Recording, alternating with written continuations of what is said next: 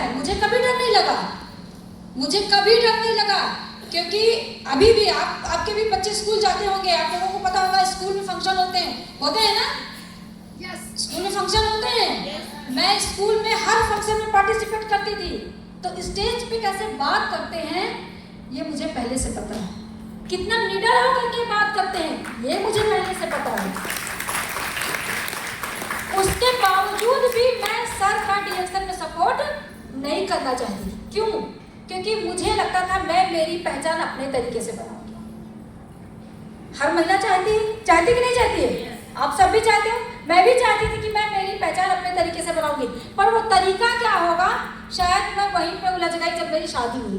पहले मेरे पास तरीका था, जब मैं पढ़ाई कर रही थी तो मेरा एकदम ये था कि मुझे वकालत ही करनी है, बाकी कोई काम नहीं करना। नहीं समझ में आता था, ठीक मैं उस अपने दिमाग जो मेरा माइंड लेवल उस तरीके का था कि नहीं मुझे वकालत ही करनी है।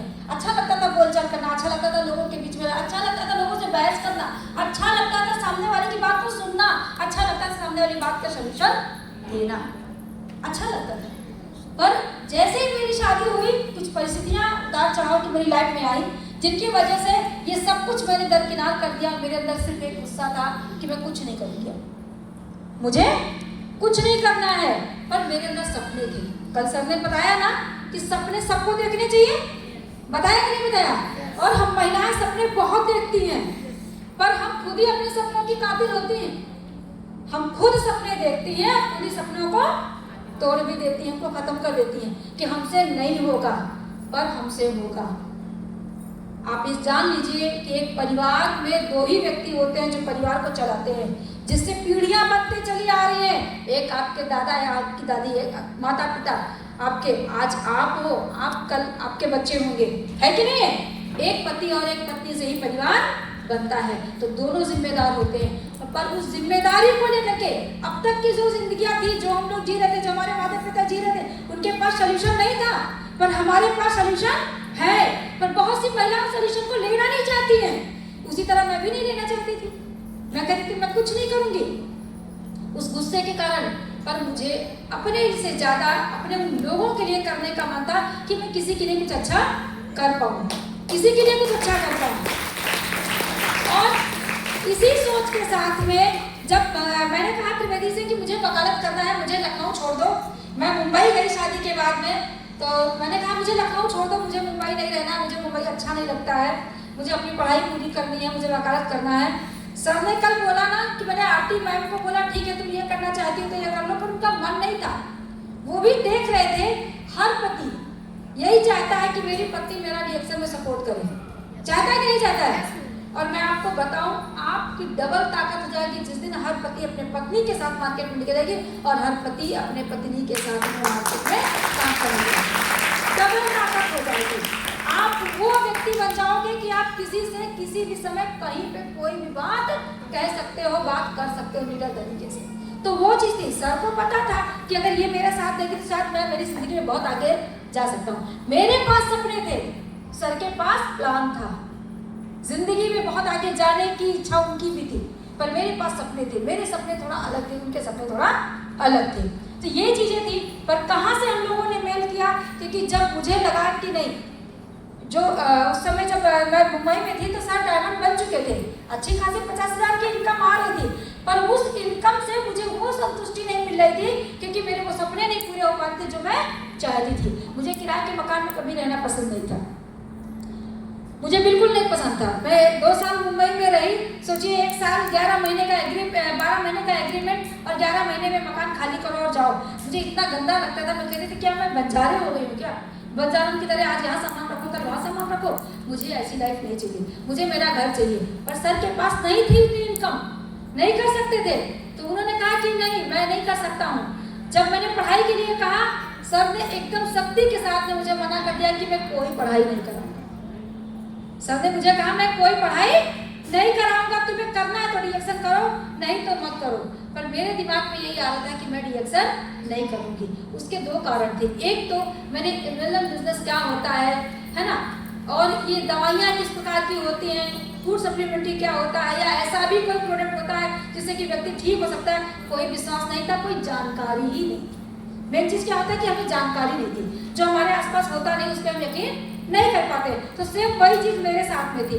जब मैं वहाँ पे गई, सर मुझे मीटिंग में ले जाना शुरू किए कि डिएक्शन करो, पर घर में पढ़े एकदम बोर हो रही थी, क्योंकि अच्छा नहीं लगता था। मैं कभी घर में नहीं रही। मुझे आज भी याद है, मैंने जिस दिन से होश संभाला है उस दिन से मैं डेली स्कूल, लोगों के बच्चे बहाने करते हैं, मैं स्कूल नहीं जाऊँगा, मैं कॉलेज नहीं जाऊँगा, मैं मेरे घर में एक दिन भी नागा नहीं करती थी।